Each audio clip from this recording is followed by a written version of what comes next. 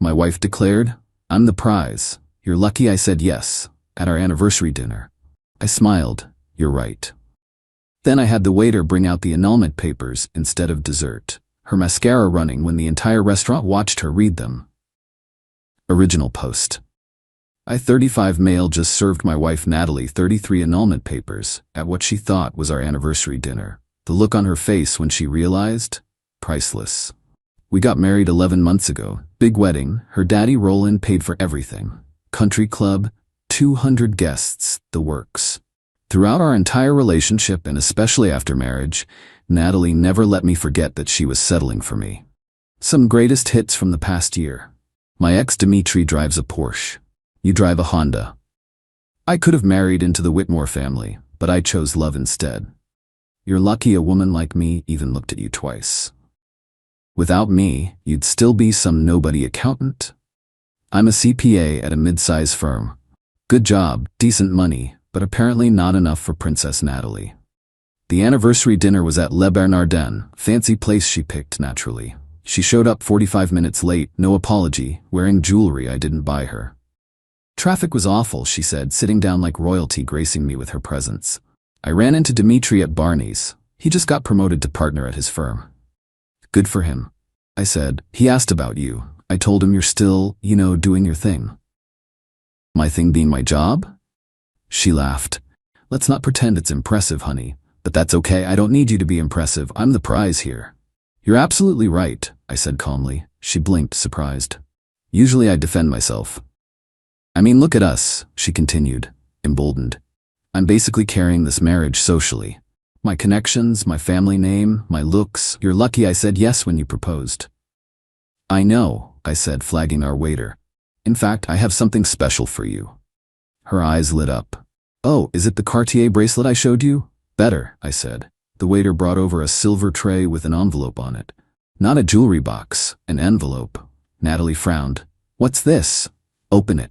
She tore it open, expecting maybe a trip itinerary or something. Instead, she pulled out legal documents. Her face went from confused to shocked as she read the header. Petition for annulment. What is this? It's exactly what it looks like. Turns out our marriage can be annulled. On what grounds? Her voice was getting shrill. Other diners were starting to look. Fraud, I said simply. See, you forgot to mention you were still legally married to someone else when we got married. Her face went white. Yeah, about that. 2 months ago, I was going through some paperwork for our taxes when I found something interesting. A document from her semester abroad in Spain 5 years ago. A marriage certificate.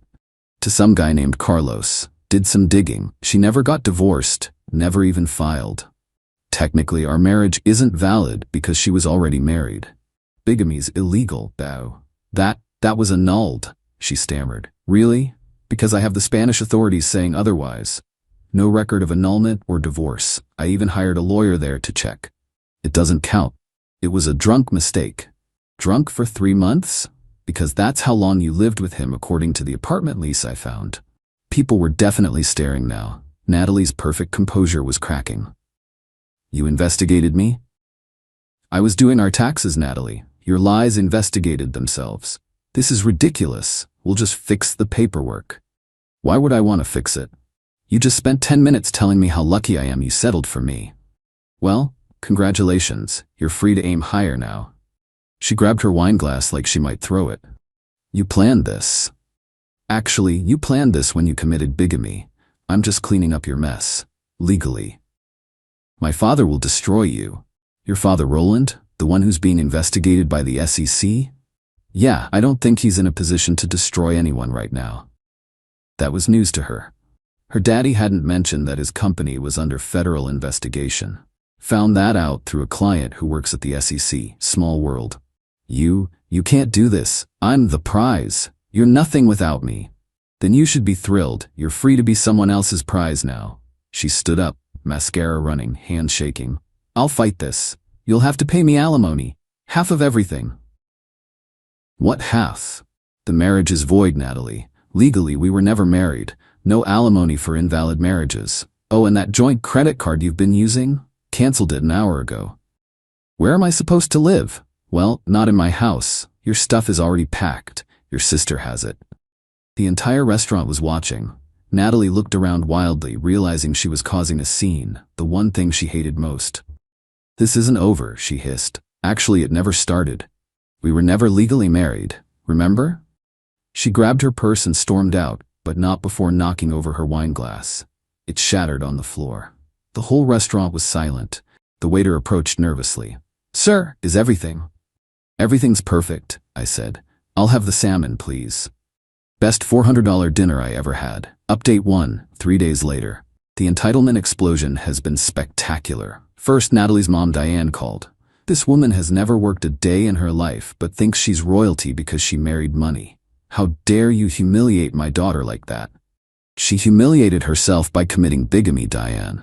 That Spanish thing doesn't count. It was practically a foreign exchange fling." "The Spanish government disagrees. So does US law." "You little weasel, you trapped her." "I trapped her into already being married when she married me? That's impressive." "She chose you. Do you understand what an honor that was? The honor of being her second simultaneous husband? I'll pass." Click. Then Natalie showed up at my house with her sister Jenna and 3 moving trucks. 3. For stuff that was already gone. "Where are my things?" she screamed from the lawn. "I told you, Jenna has them," I called through the Ring doorbell. Jenna looked confused. "I don't have anything. Check your garage." "You put her stuff in my garage?" "You said you'd help your sister with anything. This is anything." Natalie was pounding on the door. "Open up, this is my house too." "No, it's not. It's mine. Bought before our non-marriage, still solely in my name. I decorated it, I made it a home. You hung up some live laugh love signs, I took them down. Already looks better. I'm calling my lawyer." "Great. Make sure they know about Carlos, and the Spanish marriage, and the bigamy." Roland, her father, arrived an hour later in his Mercedes. The man looked rough. Guess the SEC investigation was taking its toll. "Son, let's discuss this like men." "I'm not your son, Roland. Was never legally your son-in-law. This can all go away. Just remarry her properly." "Why would I remarry someone who committed fraud?" "It was a misunderstanding. She lived with Carlos for 3 months. That's not a misunderstanding. That's a relationship. I'll make it worth your while. 50,000. To remarry your daughter who thinks she's doing me a favor by existing? 75. Roland, she told an entire restaurant she was the prize, and I was lucky she settled for me. She didn't mean it. She said it every day for 11 months. 100,000. No amount of money is worth being told daily that I'm beneath someone who committed bigamy. He left, but not before muttering something about knowing people. Sure, Roland. The SEC really cares about your connections right now, but the peak entitlement came that evening. Natalie created a social media post, a video, crying about how I scammed her into a fake marriage to steal her youth. He knew our marriage wasn't real and waited until our anniversary to destroy me. The comments were hilarious. "Girl, you were already married. How is that his scam? So you committed fraud and you're mad he found out? Didn't you post last week calling him a practice husband?" Someone found her old posts about how she was too good for me and screenshot them. The video got ratioed so hard she deleted it within 2 hours. Update 2. 1 week later, Natalie went nuclear, but stupidly. First, she tried to claim I stole wedding gifts. Posted a list on social media of everything he took that was given to US. I responded with one comment. Per Emily post etiquette, gifts should be returned when a marriage ends within a year. Since ours was never valid, I'm returning everything to your family and friends, with a note explaining the situation. The chaos was immediate. Started sending back gifts with a simple note. "Thank you for your generosity. Unfortunately, the marriage was invalid due to Natalie's existing marriage to Carlos' Spanish last name. Please accept this return with our apologies for any inconvenience." Her Aunt Margaret called Diane screaming. She was already married. I gave them a $3,000 crystal vase. Word spread through their country club like wildfire. Natalie's carefully curated image was crumbling. Then she tried the nuclear option, claimed I was abusive. Posted that I had emotionally tortured her and manipulated her into marriage. My lawyer shut that down real quick with a cease and desist, plus screenshots of her texts over the past year. "You're lucky I even look at you. My ex would have bought me the Prada bag." Sometimes I wonder what I saw in you. Thank God I'm pretty, or this marriage would have nothing. But here's where Natalie really screwed up. She tried to access our joint investment account. Except it wasn't joint. I'd never added her because we'd only been married 11 months, and she'd never contributed a penny. She went to the bank with our marriage certificate, demanding access. The bank called me. Sir, there's a woman here claiming to be your wife. I'm not married. Never have been legally. She has a marriage certificate? Check if it's valid. She was already married to someone else at the time. Long pause. We'll handle this, sir. Apparently, Natalie made a scene. Security had to escort her out while she screamed about discrimination and lawsuits. Then came the revelation that made everything make sense. Her ex, Dimitri? The one with the Porsche? He reached out to me on LinkedIn. Hey man, heard about the situation. Just thought you should know, same thing happened to me. She told me her Spanish marriage was annulled too. I found out after we got engaged. That's why I broke it off. The prize had been lying to everyone for years. I sent that screenshot to Diane. Her response? That's irrelevant. Sure, Diane, your daughter's pattern of fraud is totally irrelevant. The best part? Carlos, the Spanish husband, found out about everything through mutual friends. He's been trying to divorce her for 3 years, but couldn't locate her to serve papers. Guess where she's getting served now? At her parents' country club. During their annual gala. This weekend. I didn't plan that, but karma has a beautiful sense of timing. Final update 2 weeks later. The gala service was magnificent. I wasn't there, but heard about it from multiple sources. Natalie was holding court at the country club, spinning her victim narrative to anyone who'd listen, when a process server walked up. Natalie Rowland? Yes? She probably thought it was event staff. You've been served. Divorce papers from Carlos, Spanish last name. Have a nice evening. In front of everyone, including 3 of her exes and the entire board of her mother's charity. The fallout was instant. People were recording. Someone live-streamed it. Natalie tried to play it off, but everyone now knew she'd been married this entire time. Her parents had to leave the gala early. Their dirty laundry was now public gossip. But Natalie wasn't done self-destructing. She decided to give an interview to a local lifestyle blogger, one of those society pages that covers wealthy people's drama. She wanted to tell her side.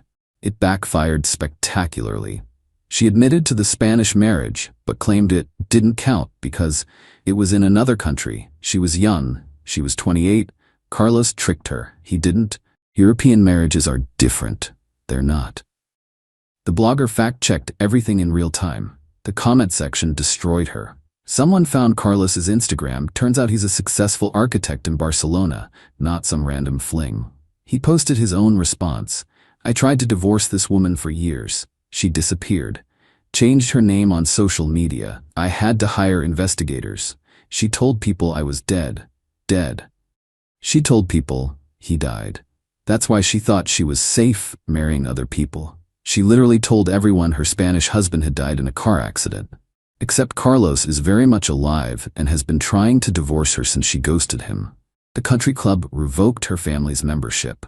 Turns out bigamy is a conduct unbecoming violation.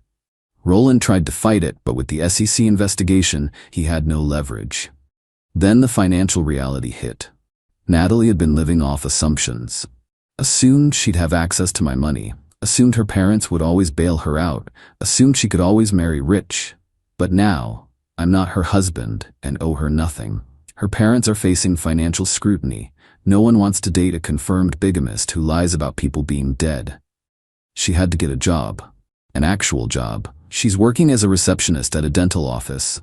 Her Instagram went from champagne and shopping hauls to motivational quotes about rising above adversity. Last week, I got a text from an unknown number. Can we talk? I realize I may have taken you for granted. May have? I didn't respond. Yesterday, Dimitri sent me another message. She applied to be my assistant. The audacity. I told HR about the bigamy. They were concerned. Even better? Carlos successfully divorced her in Spain. Sent me a message saying, "You're free, hermano." The prize is now single, working a regular job and banned from the country club. Her parents are selling their house to pay legal fees. Her sister Jenna won't speak to her after finding out about all the lies. But the absolute best part? Last night, I ran into her at a grocery store. Not Whole Foods, regular grocery store. She was buying generic brand items. Greg, she said quietly. Natalie, I'm sorry, I shouldn't have said those things. Which things? That you're the prize? That I'm lucky? That you settled? All of it. You were right though, you were the prize, a booby prize. And I'm definitely lucky. Lucky I found out before we had kids or bought property together. That's cruel. No, cruel is telling someone every day that they're beneath you while you're actively committing fraud. I just stated facts. She started crying. I have nothing now. You have exactly what you brought to the relationship. Yourself. Turns out that's not as valuable as you thought. I walked away. She was still standing there with her generic cereal when I checked out. Sometimes the best revenge isn't elaborate. It's just letting someone face the reality of who they are without you propping them up. Natalie was right about one thing. I was lucky she said yes. Lucky because it taught me exactly what I don't want in a partner. My friends think I was harsh, but you know what? When someone tells you every single day that you're nothing without them, there's something satisfying about watching them discover they're nothing without you. The annulment is official. Took less than a month since, the marriage was never valid. I'm moving on with my life. Dating someone new, an engineer who thinks my accounting job is actually pretty cool and hasn't once mentioned being a prize. Natalie? Last I heard, she was trying to start a YouTube channel about recovering from narcissistic abuse. The irony is lost on her, but not on the 47 people who've sent me the link laughing about it. Edit. Since everyone's asking, yes, Carlos and I are Instagram friends now. Dude's living his best life in Barcelona. Posted a story today of him celebrating his official divorce party. Legend. Edit 2. The SEC thing with Roland is ongoing. Can't say much, but let's just say country club membership is the least of their problems. Edit 3. No, I won't link Natalie's YouTube. It has 12 subscribers, and her first video is about spotting manipulation tactics. The comment section is exactly what you'd expect.